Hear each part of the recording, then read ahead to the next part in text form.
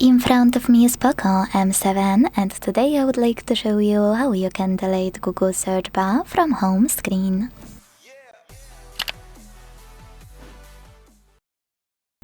Begin by holding your search bar and waiting for this pop-up to show.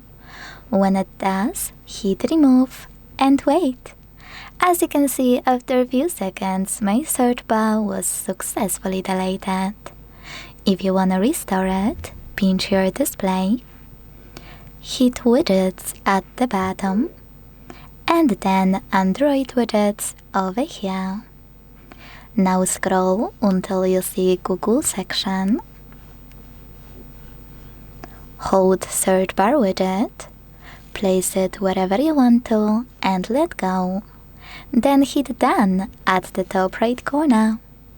Thanks so much for watching. If you enjoyed this video, leave a like, comment, and subscribe. Bye!